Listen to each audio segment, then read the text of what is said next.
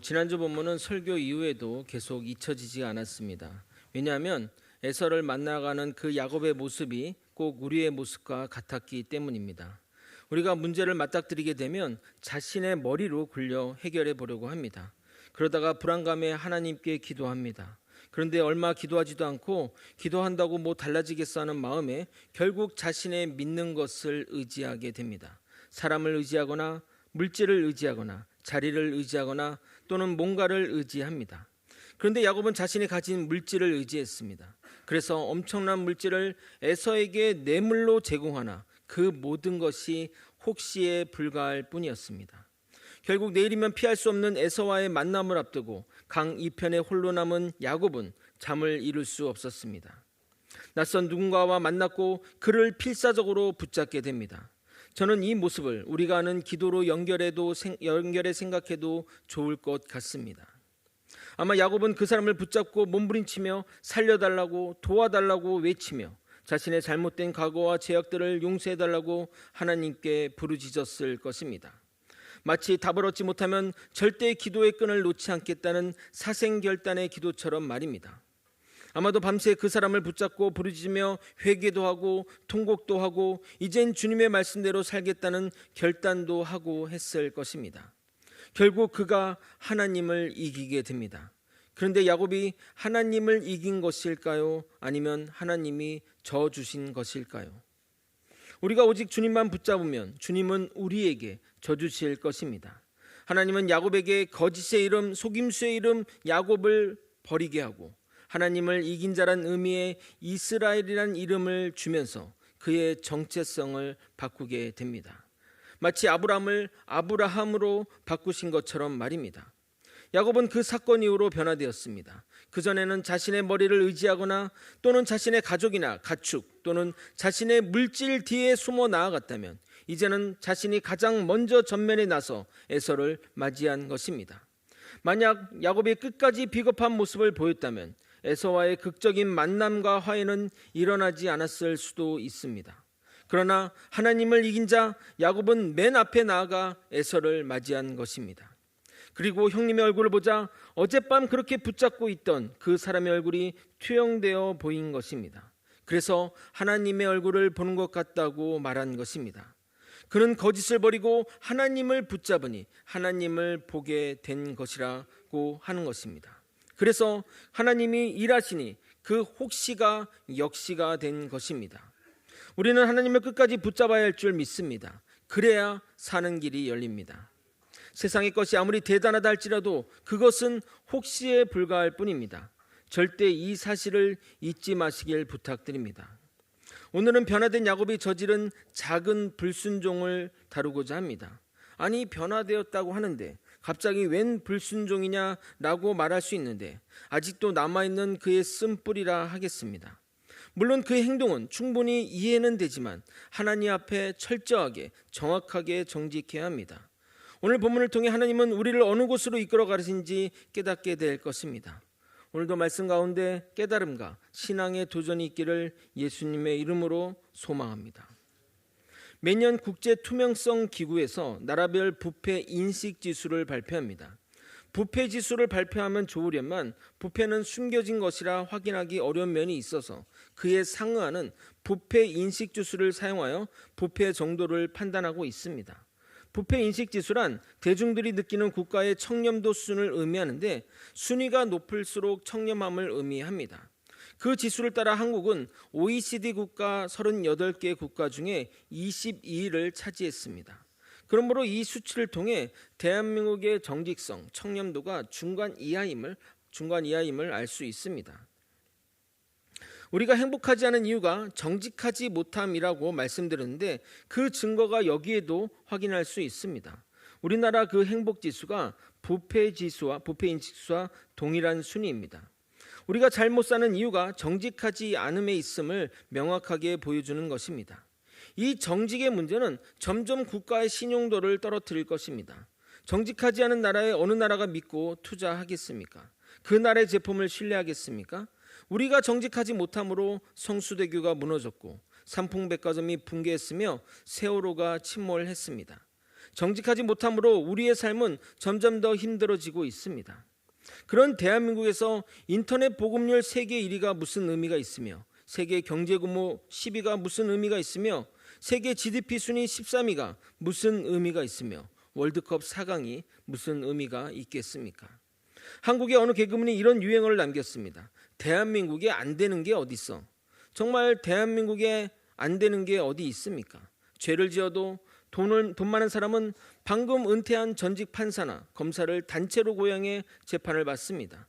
한 명도 아닌 여러 명을 고용해서 재판하는데, 몇 달 전만 해도 자신이 모시던 상사가 변호사로 나서는데 어느 후배 판사가 무시할 수 있겠습니까?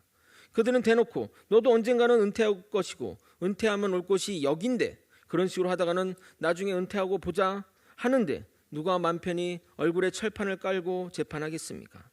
실제 정관 예우라고 해서 판사를 사임하고 첫 변호사가 되어 맡은 사건은 예우 차원에서 평소 판결보다 관대한 것이 수치상으로 나옵니다.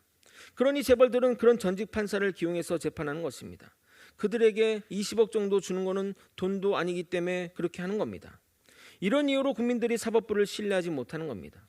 변호사나 공직에 있는 사람이나 정치인이 저 돈 안 받았어요 라고 해도 고지고대로 믿을 사람은 아무도 없습니다.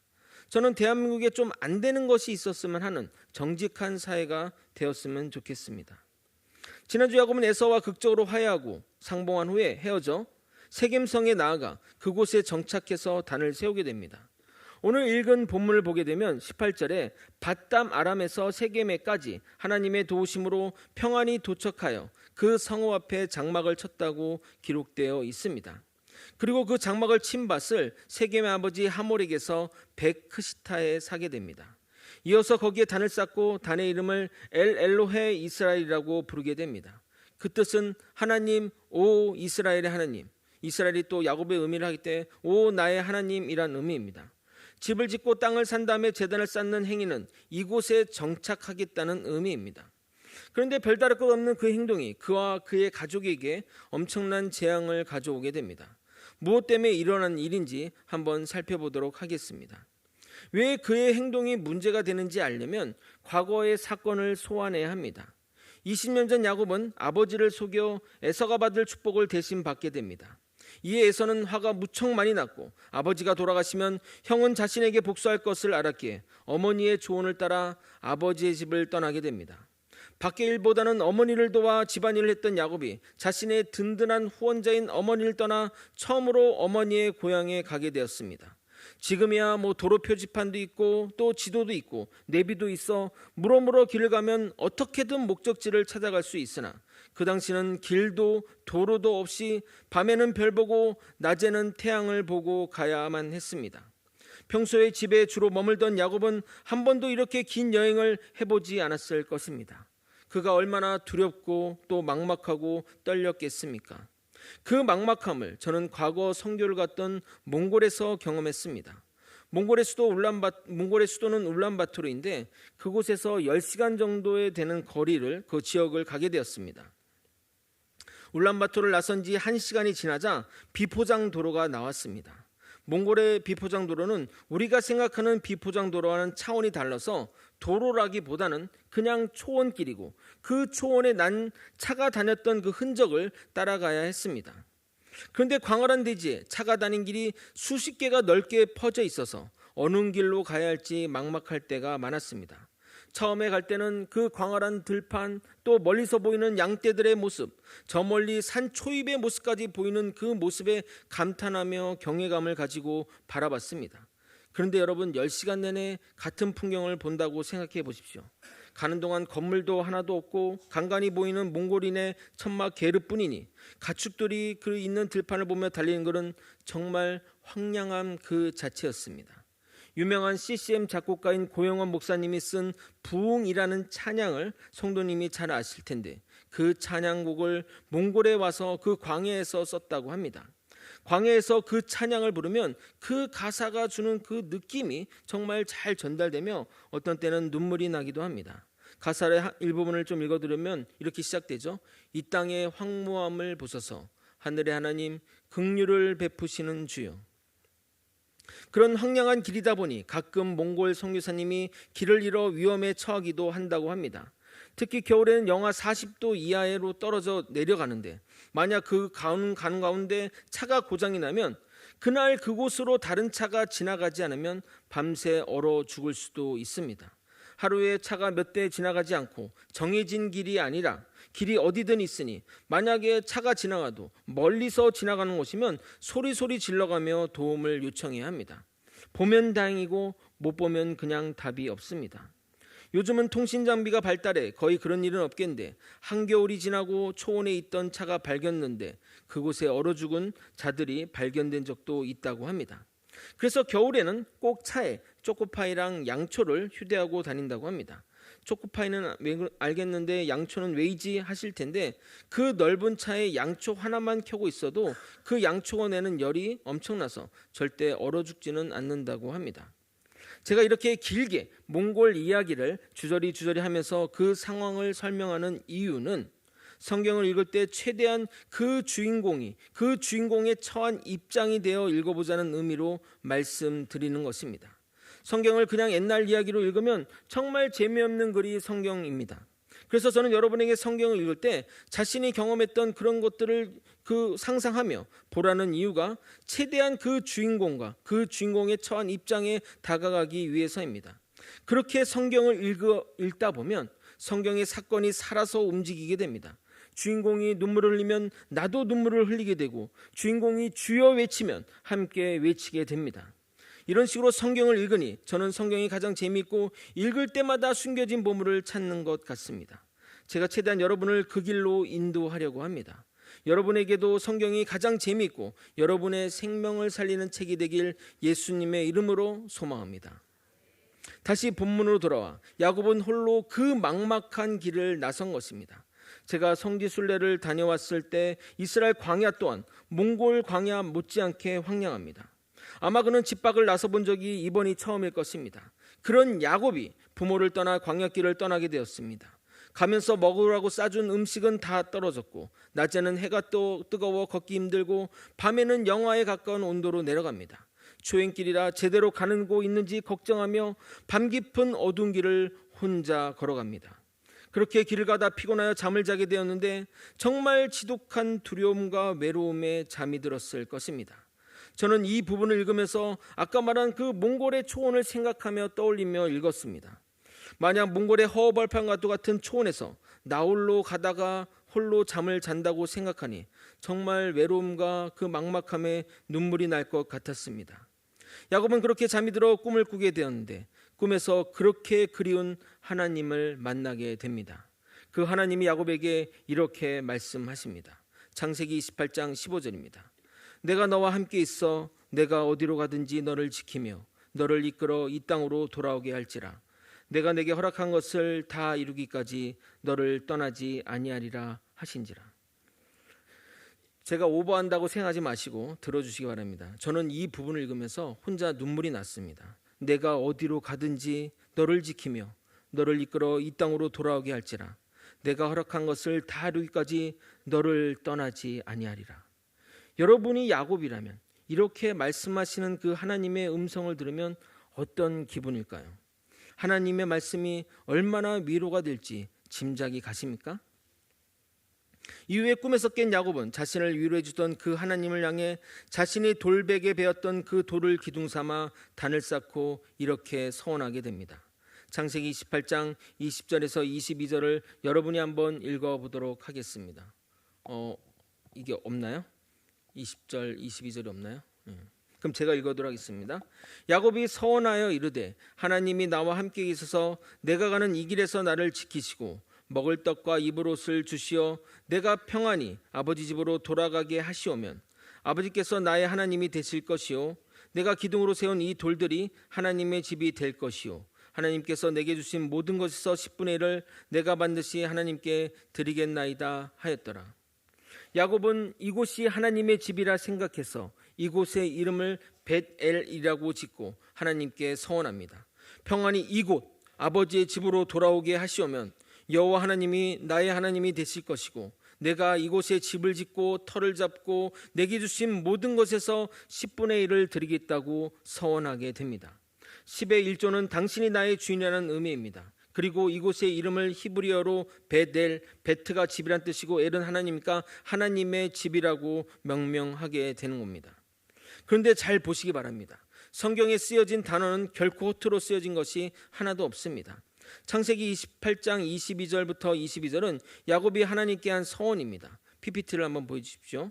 그리고 창세기 33장 18절 2절은 약속을 지킨 부분입니다. 약속은 이러했습니다. 평안히 아버지의 집으로 들어오게 하시오면, 약속한 부분이죠. 근데 18절에 뭐라고 돼 있죠? 18절에 그곳, 그렇게 PPT 보여주시면 평안히 가나안 땅 세겜 성읍에 이르러. 그러니까 야곱은 그렇게 하나님께 약속한 부분이 그렇게 성취가 된 것입니다. 그래서 야곱은 그곳에 제단을 쌓으며 하나님 약속한 대로 이행했습니다. 자, 다시 한번 평안히 이르게 해주려고 해주시면라고 했는데 그게 이제 성취가 된 것입니다. 그래서 야곱은 그곳에 제단을 쌓으며 엘로히 이스라엘, 하나님 오 이스라엘의 하나님, 이스라엘의 본인 이름이기도 하니까 하나님 오 나의 하나님이라고 명하게 됩니다. 그러므로 약속대로 해주시면 하나님이 나의 하나님이라 하겠다고 했는데 야곱이 하나님을 나의 하나님이라고 말로 선포하게 된 것입니다. 여러 우여곡절이 있었지만 하나님은 라반에게서도 형 에서에게서도 야곱을 보호하셨습니다. 그리고 평안히 이곳에 오게 해주었습니다. 그래서 야곱이 하나님 나의 하나님이라고 단을 쌓았습니다. 약속한 대로 이루어졌고 약속한 대로 야곱은 그렇게 고백했습니다. 그런데 중요한 것은 한 가지가 틀렸습니다. 뭐가 틀렸을까요? 네? 야곱이 서원한 데는 베델이고 야곱이 20년 되어 돌아온 단을 쌓은 곳은 바로 세겜이라는 겁니다. 왜 야곱은 베델이 아닌 세겜에서 터를 잡고 단을 쌓은 것일까요? 지리상으로 세겜과 베델은 그리 멀지 않습니다. 야곱의 입장에서는 베델이나 세겜이나 거기서 거기라고 생각했을 수도 있습니다.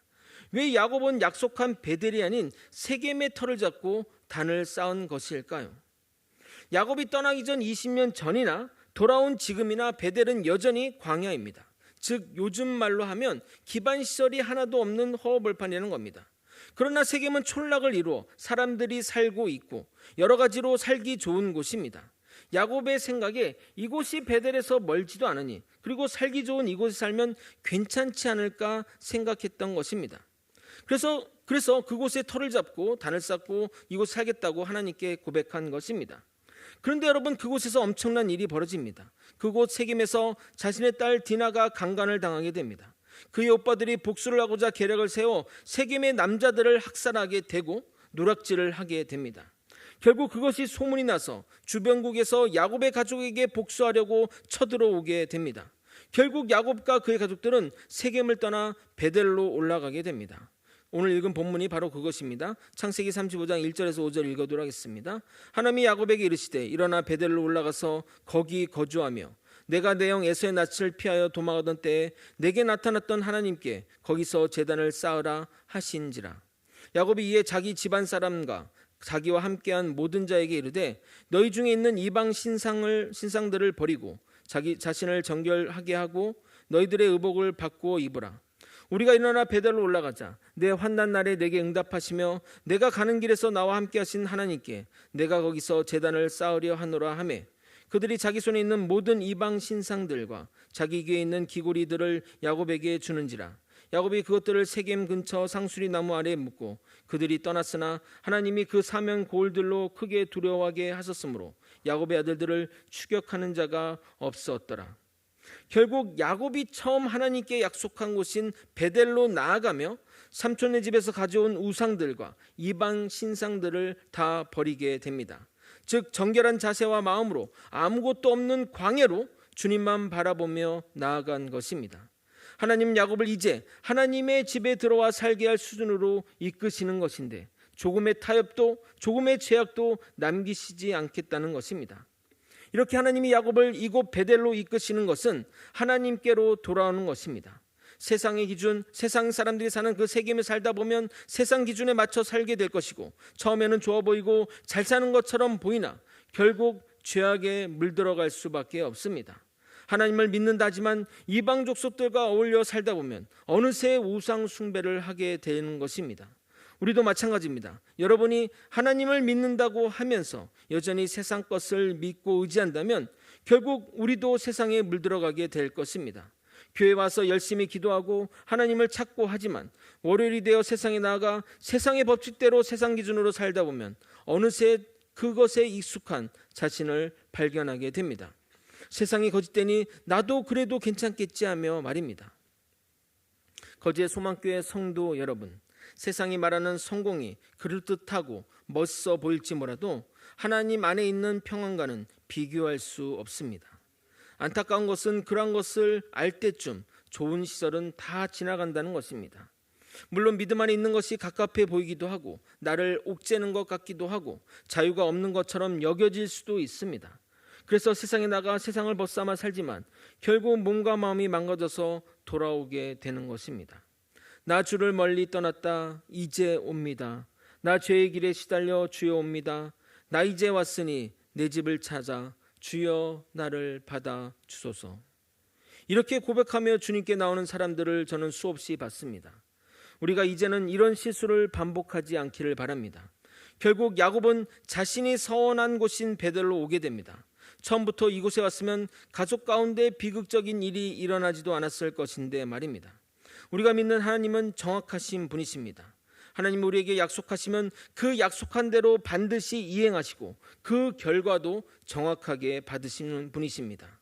우리 기준으로 보면 이 정도면 되겠지 하시면 절대 안 됩니다. 99%의 순종은 100%의 불순종과 다를 바가 없습니다. 완전하신 하나님은 우리에게 온전함을 요구하십니다. 절대 이 사실을 잊지 마시기 바랍니다. 저의 간증을 좀 나누도록 하겠습니다. 저는 고려대학교 유전과학과를 졸업했습니다. 제가 고려대학교를 졸업했다고 하면 고등학교 때 공부를 엄청 잘했구나라고 생각하시는데 실제는 고대 갈 실력은 되지 않았습니다. 모의고사 점수 수준으로 하면 건대나 경희대 정도 갈 수 있었습니다. 그런데 저는 중고등학교를 고대 근처에 학교를 다녔고 고등학교도 고대 바로 옆에 위치한 용문고등학교를 다녔습니다. 6년간 고대 주변의 학교를 다니다 보니 자연스럽게 고대에 다니는 꿈을 꾸게 되었습니다. 그래서 어떻게든 어릴 적부터 고대에 들어가야 했다는 생각을 많이 가졌습니다. 또한 제가 또 새가족 환영잔치 때도 말씀드렸지만 가난했기에 집안이 가난했기에 좋은 대학을 가야 성공했다는 그 생각에 무조건 고대를 가야겠다고 생각한 것입니다. 그럼 어떻게 고대를 가게 된 것일까요? 눈치 작전을 잘해 고대로 들어간 것일까요? 그렇지 않습니다. 눈치 작전의 폐해로 인해 저희 입시 때는 먼저 학교를 지원하고 그리고 시험을 나중에 봤습니다. 지금처럼 수시와 같은 것은 없었고 교차로 학교를 지원할 수도 없었고 한 학교에 한 과만 지원이 가능했습니다. 그래서 모의고사를 6번 연달아 보고 그 점수로 자신이 갈 대학과 과를 정했습니다. 당시 제 모의고사 6번의 성적을 합쳐보니까 간당간당 들어갈 수 있는 과는 그 고대에서 가장 커트라인이 낮은 축산과였습니다. 그런데 원서 쓰는 날 저는 담임 선생님에게 농학과를 쓰겠다고 우겼습니다. 오랜 실랑이를 하는 가운데 도장이나 이런 것 모든 것은 다 찍고 과 이름을 공란으로 남긴 채 고대로 갔습니다. 학교 옆이니까 바로 찍고 이제 간 겁니다. 그래서 왜 그렇게 했냐면 그 농학과가 경쟁률이 2.0이 넘어가면 축산과로 쓰기로 하고 그 과 이름을 공란으로 해놓고 도장은 다 찍고 간 겁니다. 그리고 가서 저는 말도 안 되는 유전공학과에 지원했습니다. 왜냐하면 유전공학과는 그 당시에 서울대도 연대도 없고 고대에만 있어서 내가 이 과만 가면 우리나라 최고의 과를 간다고 생각했기 때문입니다. 지금처럼 과에 대한 그런 정보들이 많이 있던 때도 아니고 그 과를 나오면 무엇을 하는지 그런 잘 모르기 때문에 그냥 무지에서 비롯된 선택이었습니다. 하여튼 그냥 유전공학과라는 이름이 좋았습니다. 당시에 어디 가서도 저 유전공학과 나왔습니다. 오, 유전공학과요? 예. 그렇기 때문에 그냥 그 이름 자체가 좋아서 지원했습니다. 제가 마지막 학력고사 세대인데 다음 해부터는 수능 시험이 되기 때문에 대부분 하향 지원하는 추세인지라 정말 저는 말도 안 되는 행동을 한 것입니다. 유전공학과를 가려면 제가 받는 점수에 최소 50점을 더 받아야 붙는 과였습니다. 그래서 그때 그렇게 기도하면서 붙게 해달라고 기도를 많이 했습니다. 그리고 두 가지 기적이 일어났습니다. 제가 최고 받을 수 있는 점수를 한번 뽑아보니까 체력장 포함해서 305점 정도였습니다. 그래서 그 305점을 딱 적어놓고 305점을 맞게 해달라고 정말 기도하고 또 꿈도 막 그렇게 꾸고 그랬습니다.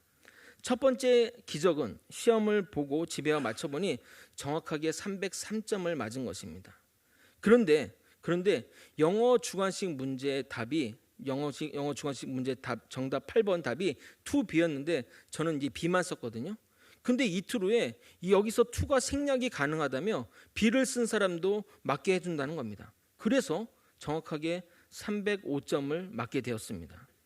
그리고 두 번째 기적은 제가 이과를 갔음에도 불구하고 수학을 제일 싫어했고 또 못했습니다. 그래서 학교 시험이든 모의고사든 한 번도 안 찍어본 적이 없습니다. 최소 5개에서 한 10개 정도를 찍었는데 몰라서 찍었다기보다는 푸는 시간이 오래 걸려서 그랬던 것 같습니다. 그런데 그날도 시험 종료가 5분이 남았는데 못 푼 문제가 5문제나 남았습니다. 이과는 수학 문제, 객관식 문제의 배점이 높아 한 문제에 2점씩 했습니다. 그러니까 이거는 반타 자극도 못하면 거의 떨어진다고 보면 됩니다.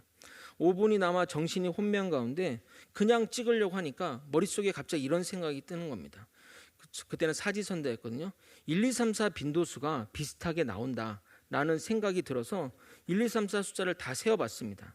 근데 정말 감사하게, 그리고 제가 진짜 뭘 선택할 때마다 항상 이 숫자를 고르는데 여태까지 3번이 한 번밖에 안 나온 것이었습니다. 그래서 5개를 다 3번 찍었는데 4개를 맞았습니다. 여러분이 제가 이 간증을 하는 이유는 여러분도 이렇게 기도하고 대학 들어갈 수 있다고 말하는 것이 절대 아닙니다. 하나님이 저를 어떻게 역사했는지 설명하기 위해서입니다. 단순히 저에게 일어난 기적을 말하고자 하는 것이 아닙니다. 이 부분을 이야기하고자 합니다. 당시 제가 합격해 달라고 하나님께 기도를 많이 했다고 하지 않았습니까? 간절히 기도했지만 합격하고 난 후에 그때 하나님께 어떻게 기도한지를 잊고 지냈습니다. 그런데 결국 하나님의 부르심에 승복하여 신학대학교에 면접 보러 가는데 불현듯 그 면접 보러 가는 그 자리에 고등학교 때 하나님께 기도한 것이 생각이 났습니다. 정말 오래 잊고 있었던 그 기도 제목이 무엇냐면, 하나님 제발 고대 붙게 해주세요. 저를 고대 붙게 해주시면 저 선교사 될게요 라고 했던 그 기도가 생각이 나면서 저는 전율을 느꼈습니다. 하나님은 내가 한 기도를 절대 잊지 않으셨구나. 그래서 하나님께 한 약속을 받으셔서 나를 이 자리로 부르셨구나 하며 놀라움을 금치 못했습니다. 그래서 거제로 선교사로 보낸 것이 아닌가 라는 생각도 합니다. 하나님 이처럼 약속한 것을 정확히 지키시고 받으시는 분입니다. 어떤 분은 그런 하나님을 보면서 하나님이 너무 깐깐한 것 아니냐, 그렇게 약속한 것을 정확히 다 받으셔야 하는가 할 분도 있을 겁니다.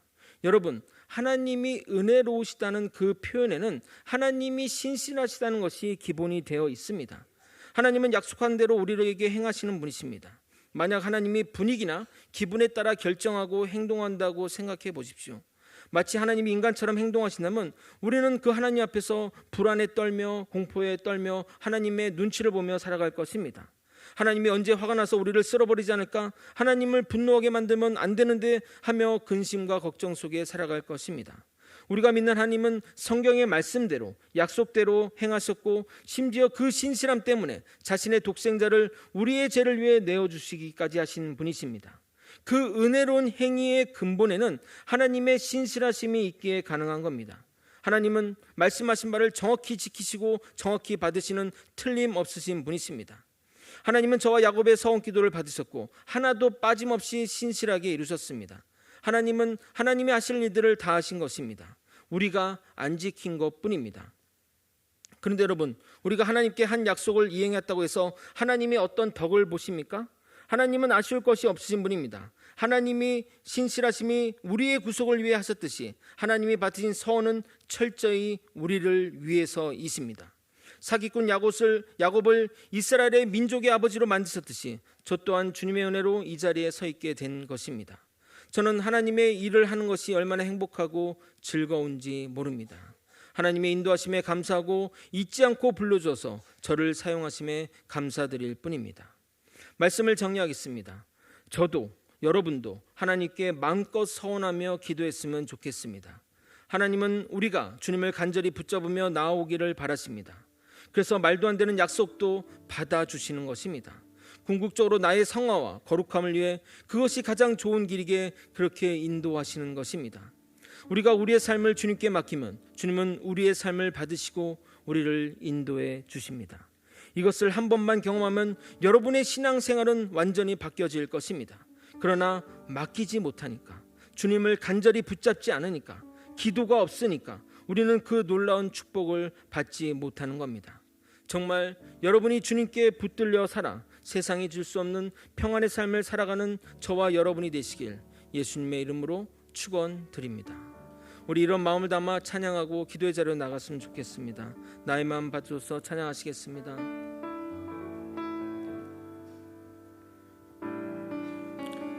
나의 마음 받으소서.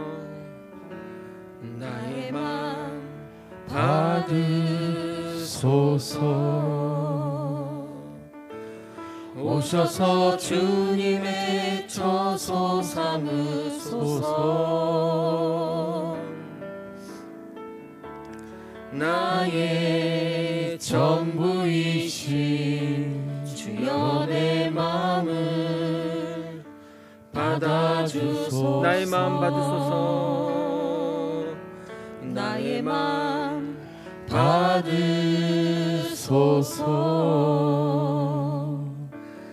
오셔서 주님의 처소 삼으소서.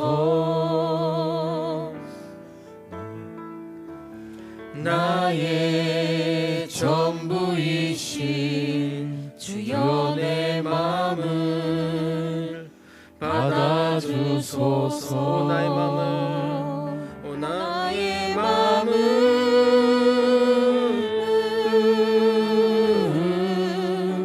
주님께 열었으니